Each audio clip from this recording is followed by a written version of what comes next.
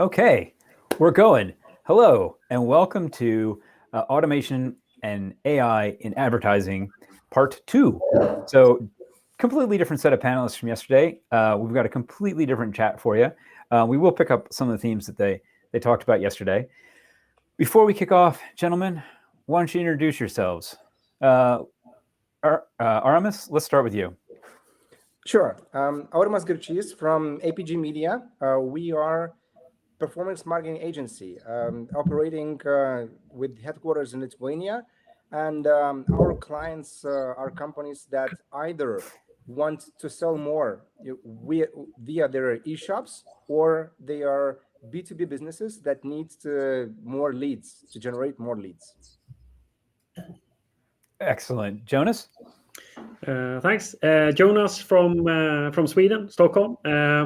My background and why I think this topic is extra interesting. I have applied mathematics from like 15 years ago, and I guess I really like AI and automation more than the average person. So I'm really interested to join in on this topic. I have a long background in consultancy, but today I'm one of the co-owners at Keyword. Coolio. And Kristoffer? Yeah, sure. Nice to be here. My name is Kristoffer. I'm from Copenhagen, Denmark. And I'm a co-founder and CEO of Deep Diver. Deep Diver is right now a paid social analytics platform. And we work with, I would say, most of the big companies in Denmark. So our platform allows you to merge data from different platforms and find insights and save time on reporting and find things that you can use for optimization. And soon we're taking a stab at the whole Google monster. So we'll see how that goes. I've never heard it called the Google monster before. Now I've got like a comic book villain in my head. Yeah, well, it is a monster, I would say. Well, I don't mean that in a bad way. I mean, it's just so many things. It's not just one thing when you talk about. It's so big. Yeah, interesting. I look forward to test it. Yeah, sure. So, and I am Skip Fidura. You're moderating the panel today, and I'm based in London. I'm a fractional CMO working with startups that are going to scale up. And what I do is I go in and I help them either with their go-to-market marketing strategy, or their, basically crafting the story that they're going to use for funding. I'm not a consultant, because consultants come in, they do the project, and they leave. I'm actually a part of the team. I'm just part-time.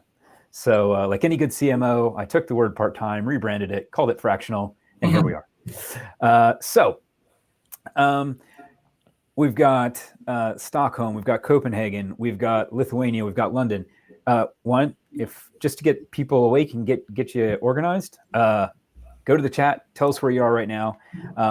Let's find out where people are dialed in from. And while we do that, I'm going to set the scene a little bit, and then I'll ask our first question. I was just watching Marcos Aguilar's presentation about good online events, and one of the things he talked about, one of his first takeaways, was it has to be entertaining.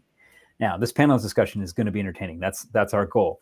But one of the ways we can make it more entertaining is by answering your questions. So please don't be shy. We're not going to hold Q&A to the end. Get your questions in the Q&A panel, and I'll work those into the conversation as we go along.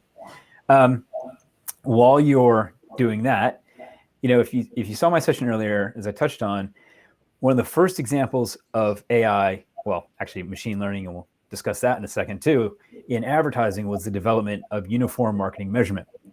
But that was back in 2000. And of course, back then, our data was not organized. A cloud was a thing in the sky, and storage was very expensive. And AI was, a thing of science fiction. And all this conspired to make uniform marketing measurement basically only viable for big companies answering big questions, and nobody really cared, right?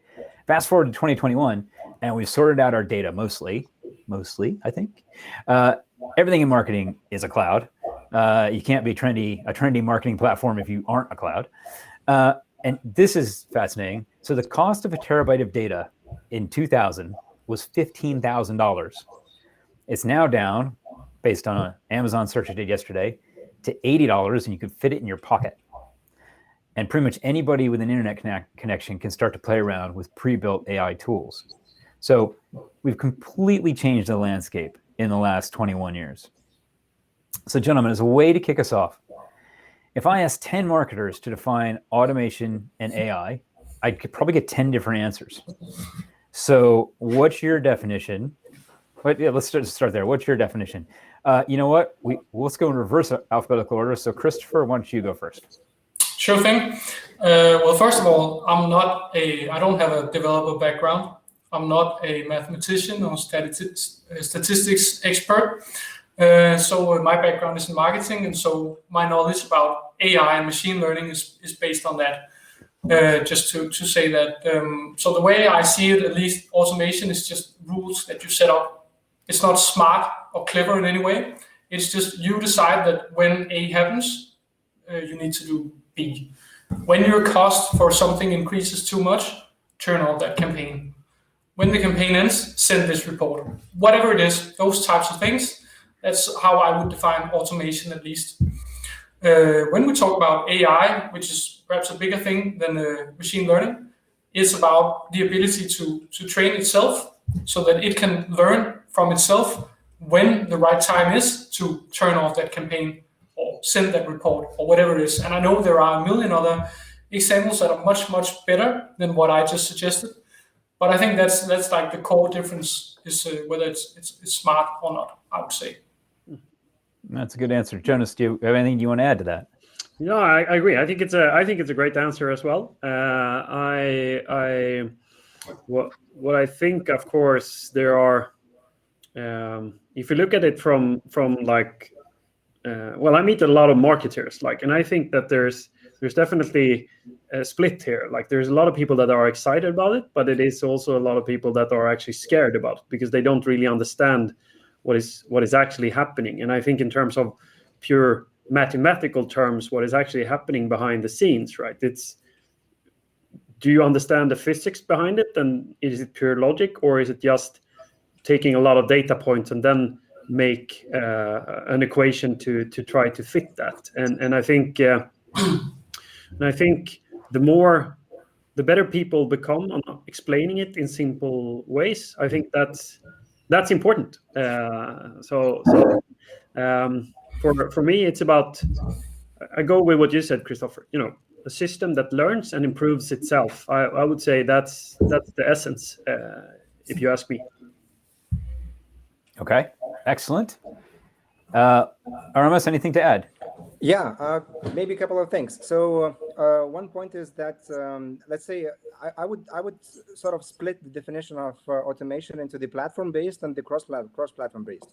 So stuff that Kristoffer said is basically like this platform-based automation. When you take like Google ads or Facebook ads, and you set the set of rules that if conversion is below that, then do this, or if CPM is or something else is above, do that.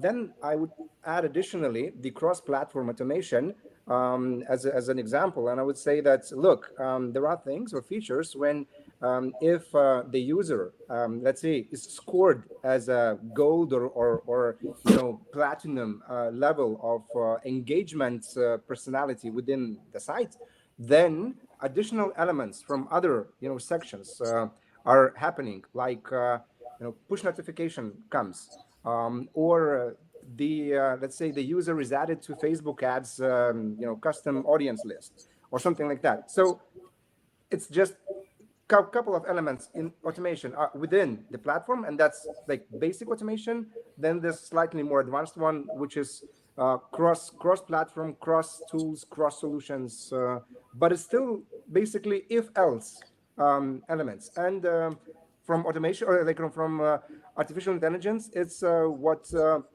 also was mentioned that, like Jonas said, that you sort of put stuff, into one place, and then you look if it's trained itself into the proper way or not. If it's not, then you wait. And if it did train in the proper way, then you set that as a rule and proceed. Okay. And now, Kristoffer, you mentioned it in your answer, but where does machine learning fit into all of this? And anybody just jump in on that who wants to. Well, I think that optimally you wouldn't have to set the rules. I mean, if we say that all the data is structured correctly and that you can connect the dots, or you have all the dots, I think that a machine should be able to connect them and just do it on its own. I mean, just when I say do it, I mean, in this case, if we're talking about online campaigns, at least we're talking about when to turn up something, when to shut off something. It shouldn't be me or any other specialist having to set up the rules. I mean, of course, there are cases where you need to do that. I guess we can come back to that. But I think that's from my perspective, from where I sit working with digital campaigns, I think that's the most obvious or useful application to let the machine work on its own. And I guess that's how the algorithms already work. If I'm going to have to be a bit practical here, let me know if it's too long. So up until recently, when you were advertising on Facebook, for example, you would perhaps do a bunch of different audiences. It would be exactly the same on Google or somewhere else. You would have a retargeting list, you would have a lookalike list, and you would have something broad and something interest-based or whatever. So what Facebook is suggesting now is that you just have one really broad category group. It's just people 18 to 60 or whatever. And then you'll just let the machine work. And in the first few weeks, you will probably see fewer conversions. But as the machine learns who's the most likely to convert, you will start seeing better results than if you try to do it yourself. So I guess it's already, I mean, it's already happening, even if we as the users are not the ones doing it. Okay. All right. Anybody want to chuck in anything else on that, or?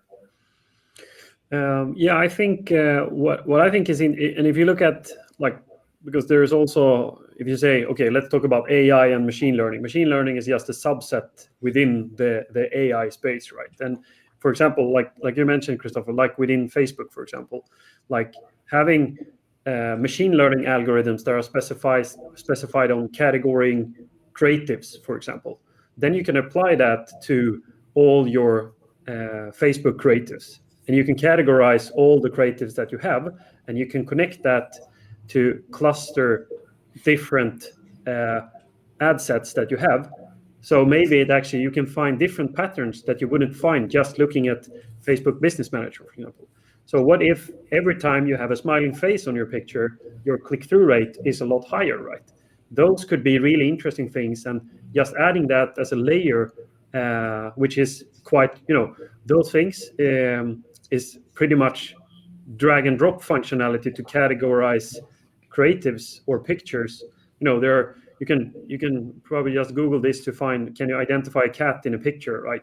Those kind of algorithms are really they are all over there, right? So I think the use case is very interesting, and the more we can bring this into really smart marketeers to give them the usability and the easy of use, I think we will see a lot of innovation in this space, and that's something I'm really excited about.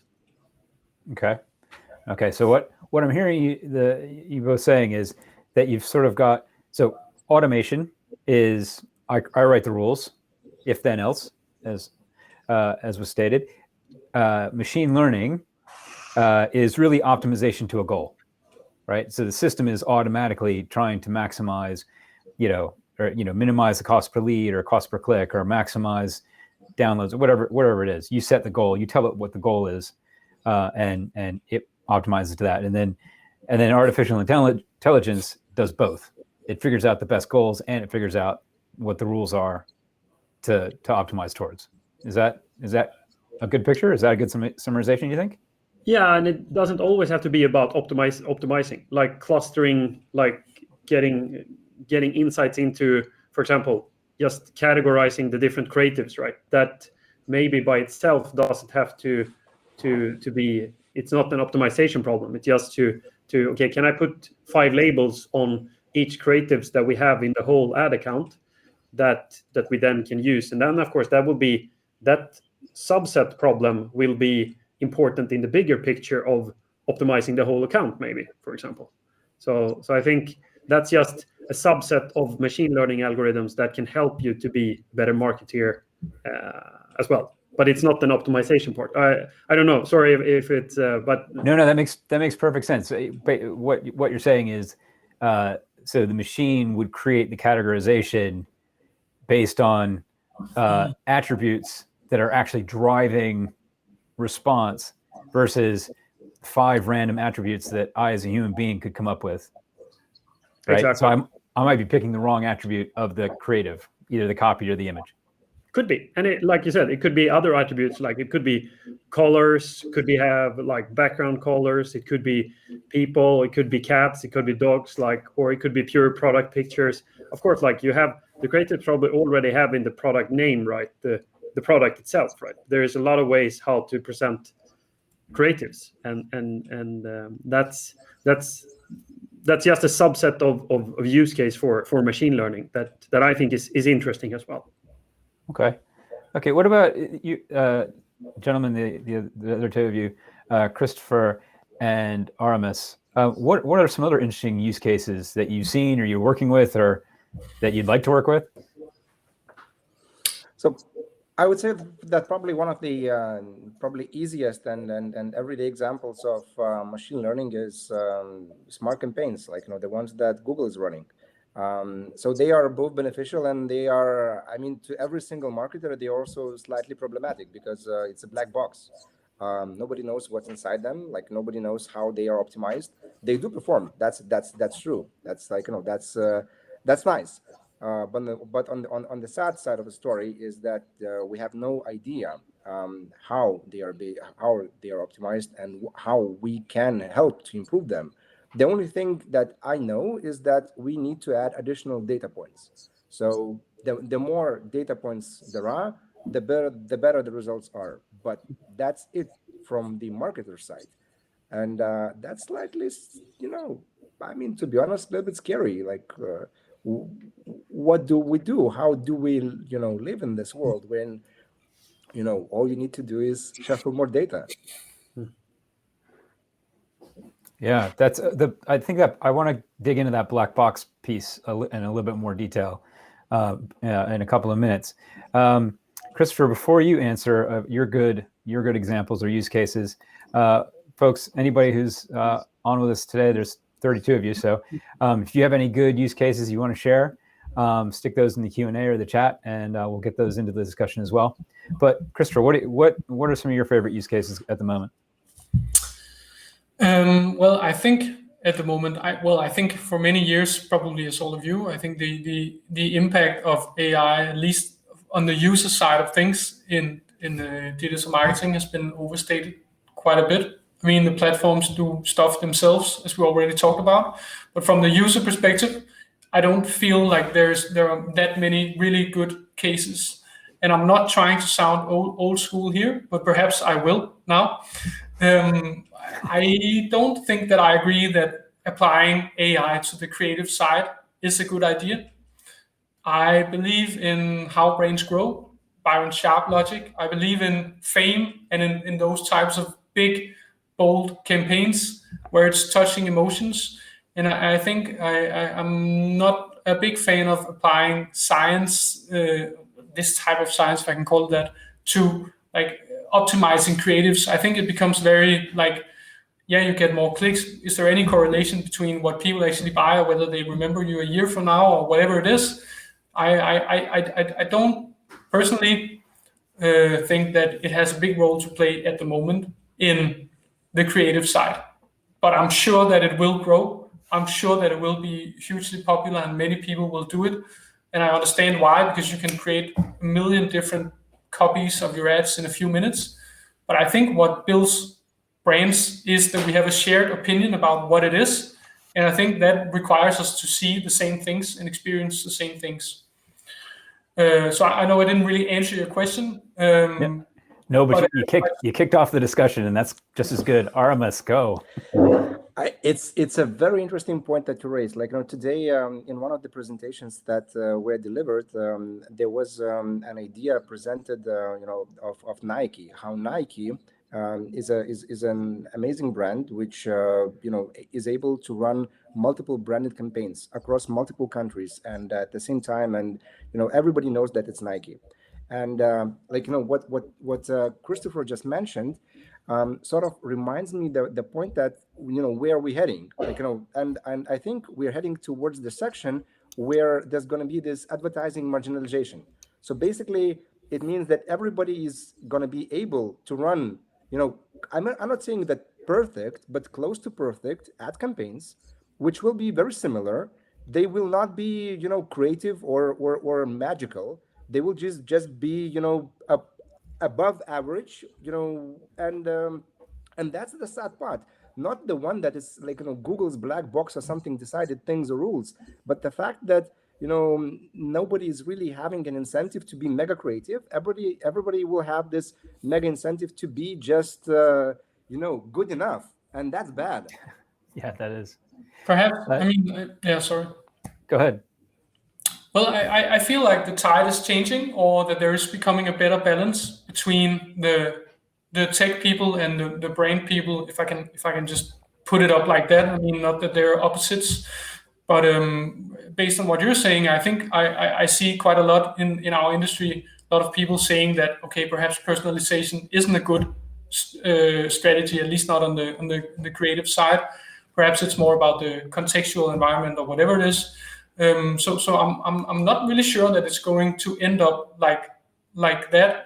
And when you mentioned Nike, I'm not really sure if you meant that that they do a lot of different types of ads or whether they all do the same. But I mean, the big global Nike campaigns, I think we all see those, and I think that's part of what we think about Nike. And I think if you only target people who are in market right now, we wouldn't have any idea about Rolex, because I mean, Rolex is something that you aspire to be able to buy, something that you will need to see for many years before you can actually buy it. And that's the secret of Rolex and these types of luxury brands. If you only see them, if people who can afford them don't know what it is, then there's no status in it. So yeah, I don't know if it makes sense what I'm saying, or if I'm just rambling on here. But I think it's really interesting to talk about the creative side and the AI. Yeah. I just want to give Jonas an opportunity, because he's been dancing around there, So, what are your thoughts on the AI AI for creative debate? Yeah, but I really like the Rolex example, because like last click attribution on Google Shopping on Rolex watches is probably not the right way to measure it, right? I think we can agree on that, right? And I think the split between brand and performance marketing, that's always going to be a discussion of like what's the perfect split to have there. And I think a future a role in the future that will be very important is, of course, being able to tell the story and build the brand with the smart ways, and just being really good on understanding how to use the ecosystem that you have in the most successful, like TikTok, Snapchat, Google, Facebook, all of those, just to be able to tell that story in an efficient way. But most of your marketing will be shown on less than 6-second snippets, right? Probably 3 seconds quite soon, right? So you need to be fast, and you cannot start, hey, I started this for 20 years ago and I have a dream, or build, because very few people will actually have time to watch all of that, right? So that's what I think. But in terms of creatives for AI, I think we will see some interesting things, because I think there's a lot of people that working on image but I think it should be in context with great creators, right? Because you can start off an idea and then a computer can generate a lot of different versions of it. And I think that will, enforced human, it's like a jetpack on your back, right? If a great creator has the best tools, then that person can come up with more ideas. So I believe in a future where they coexist in an efficient way and makes them both better, I would say. Yeah, I think the one takeaway from a lot of this, the thought that crossed my mind is, one of the benefits of AI generated creative is, you know, one of the challenges I think in all of digital is that we don't have big enough creative teams. There aren't enough people in the marketing department. You know, if you look at email, if you look at PPC, you're talking about maybe one person in a company, maybe two, or one person sharing both those roles, or one person in each, and two if you're lucky. Which means if you want to do much more than an A/B test, you want to do 5 versions of a subject line, for example. It's really hard to sit down if you're not a copywriter and write 5 different versions of a subject line. So it's, if you get a couple and let AI do the rest, you give it some structure, you give it some direction. This is what we're talking about, or can you give me 5 versions that are benefit led versus 5 versions that are scarcity led, something like that. Once we get to that level, I think that is quite useful, just because to Kristoffer's point, we don't want the machine to take away the collaboration. We don't want the machine to take away the creative spark. You never know when that weird comment is going to come from somebody, and then everybody's like, "That's it. Let's try that." And everybody just jumps right in on that. You don't get that from a machine. Right. Okay. So that was an interesting little segue. Again, folks, anybody has any questions or comments, throw them into the Q&A. We'll get them into the discussion. What about AI in strategy or results? AI, and what are your thoughts about AI setting the strategy? So Jonas, you were talking earlier about using machine learning to classify images. But if it doesn't feed that back out, I can't build that classification into my strategy going forward. So any thoughts about, let's just let the machine decide, hypothetical, the machines have taken over the world, right? We're now Terminator time.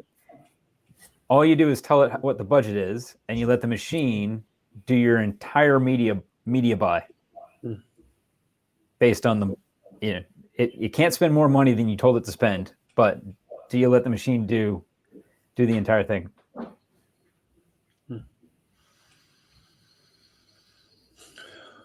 Yeah, I think we're probably quite far from having systems that are fail-safe that will manage that completely. That's what I really think, and but I think that it's. I definitely think that budget allocation on media channels is probably quite soon going to be done a lot more efficient by a machine. That's something, as long as we have enough data and we have the connection and we have that set up, right?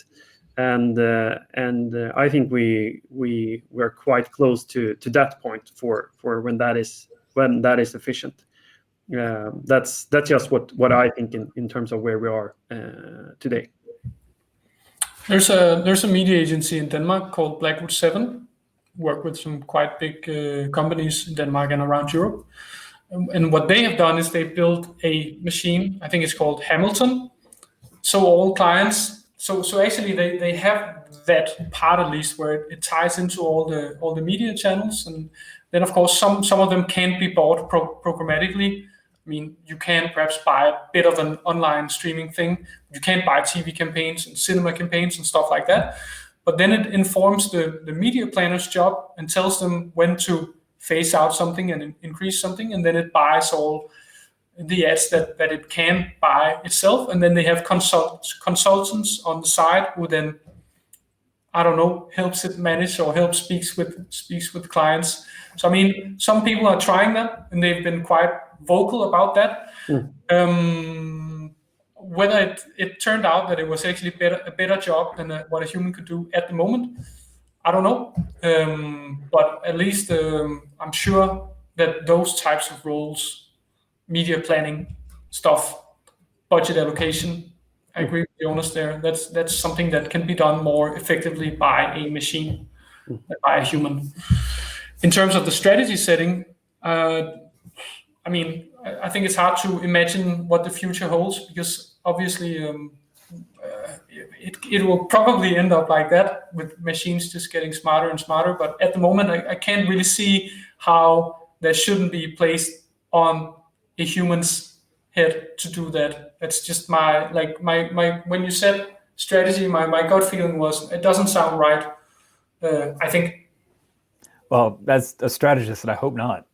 And actually, Kristoffer, your answer is a great segue into a question that's been asked by Anders, which is actually a segue into something I want to get into around the ethics in AI. But Anders' question is, in our collective opinion, is the idea of AI living in a black box, i.e. it does the magic but can't really be explained, is that the reality we're going to be living in, or are media platforms trying to make it more opaque just so they can maximize profits? So, Kristoffer, you said, oh, nobody knows if the human could have done better than the machine, but so there's an ethical thing about that. Are the media platforms making the optimization AI so dense and complex? Jonas, you talked about it in your opening remarks, that basically they shut everybody out so that they can just maximize their profits. They're basically making it a bit like a drug, right? You become dependent on it. You can't turn it off because your sales will dry up, and they can almost charge what they want. What do you guys think?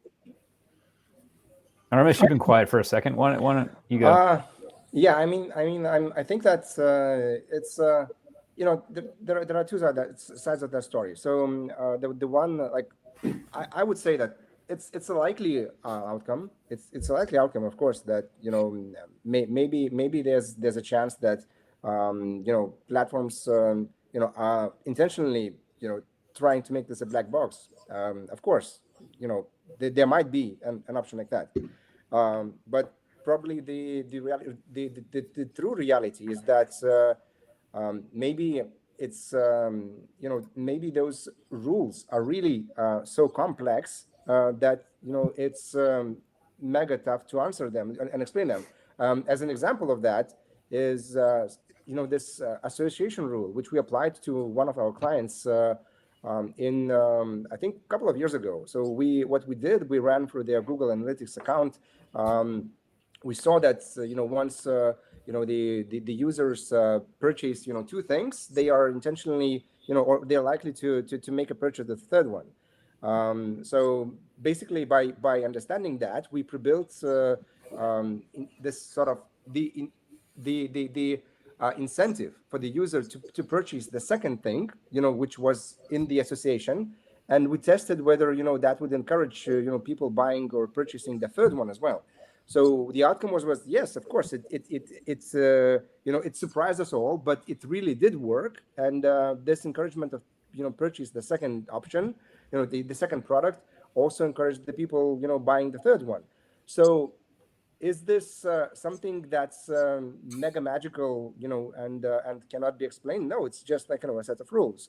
But I would like to patent this and make this line of rules as my property, because this is something that we came up with, and I understand why Google or Facebook is willingly putting everything behind the lines of code, because it's their creative solution, and why do they have to put down all the cards and explain everything to everybody from A to Z. So you're saying they're maximizing profit, but not in a bad way.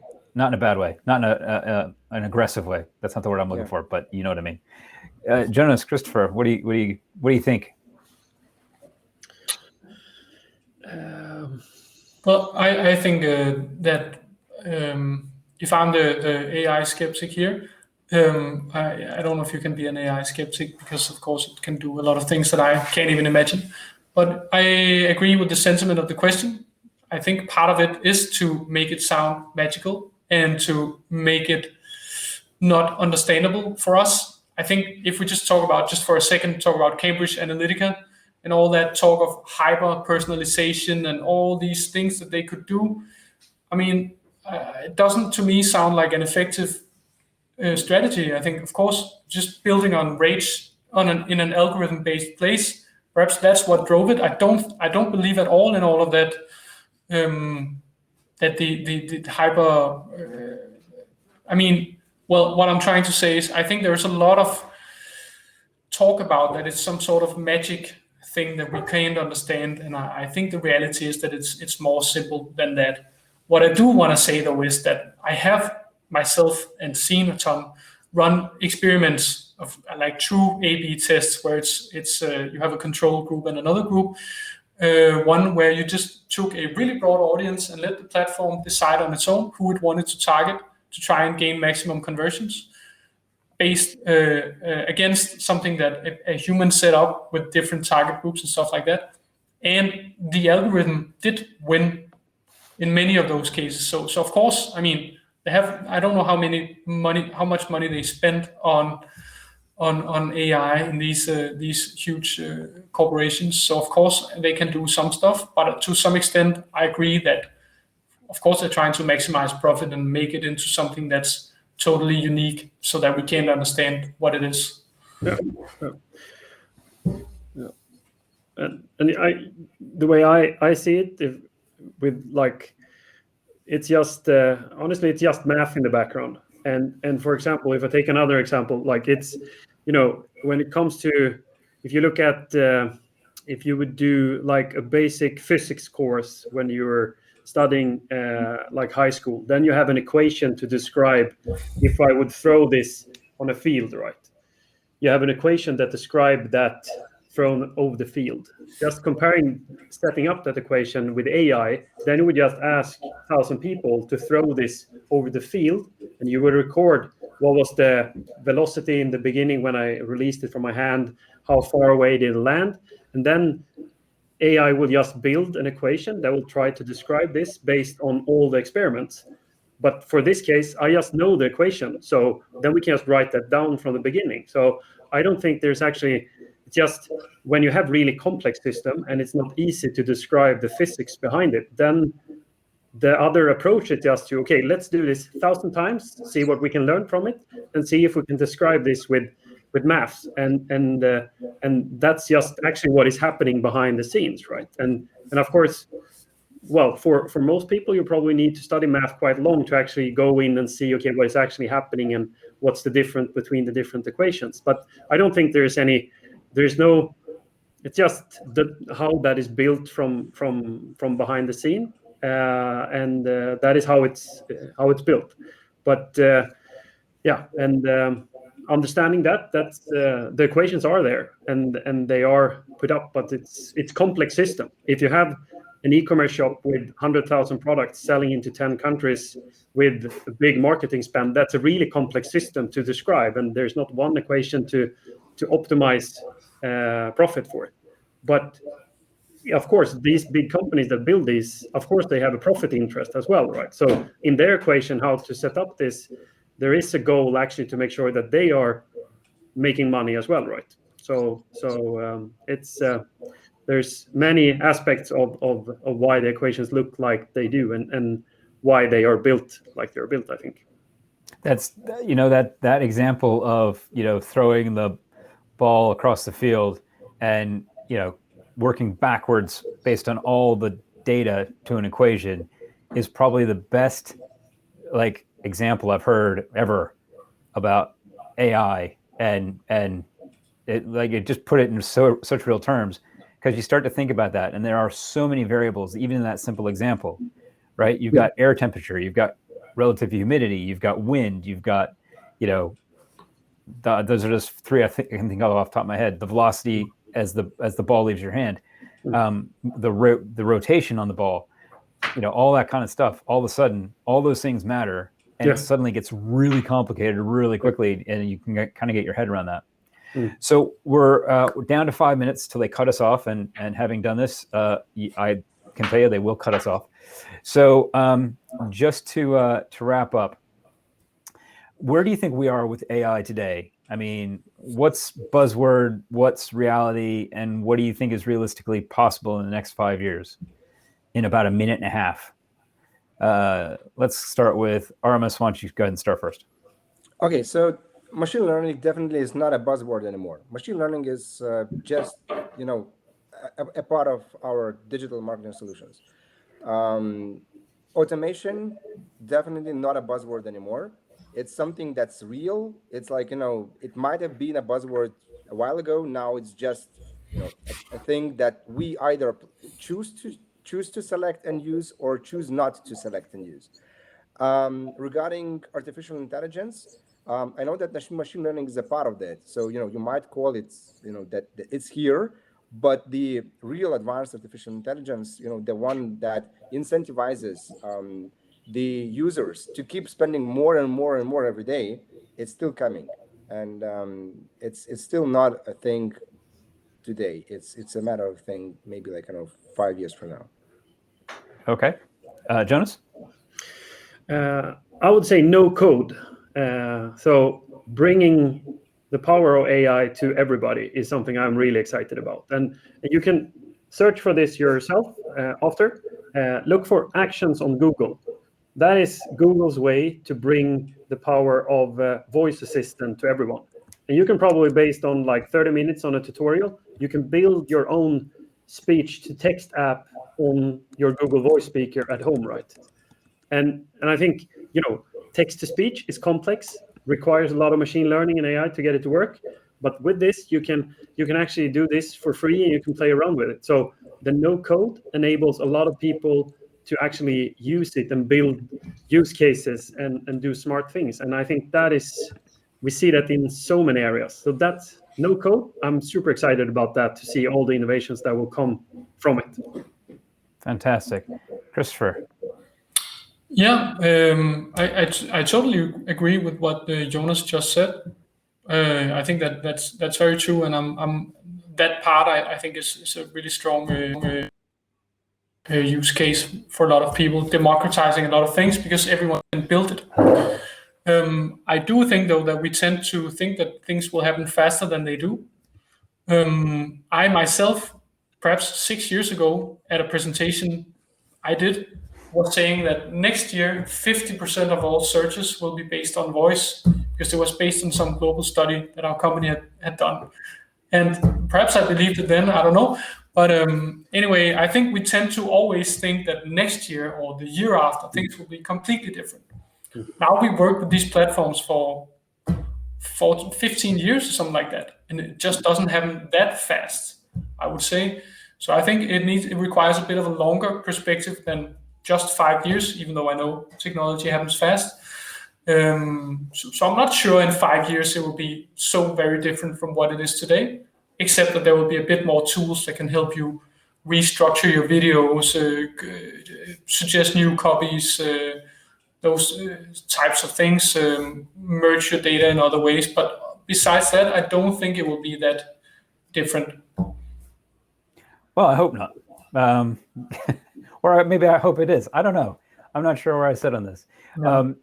We could continue talking about this all afternoon. We've only got through, 2 or 3 of the topics that we wanted to discuss. And Artis asked a great question in the chat about explaining it to consumers and overcoming how computers are all evil. And that's a whole other topic that we didn't get a chance to get into, which is unfortunate. But unfortunately, our time is up. So first, thank everybody for joining us today. Gentlemen, thank you so much. What a great conversation. I really enjoyed it. Thanks, Agip. You too. Thanks a lot for being our host. Well, my pleasure. So I think there's a break coming up, and then we've got the final keynote of the day by Cubby, who is a friend of mine. We booked him in to speak at a conference we did years ago. I can guarantee you his presentation is worth it. So grab a cup of coffee or whatever you need and come back. Until then, thank you so much for joining us. Thank you for spending some time this afternoon with us. Until we meet again, be safe and make good choices.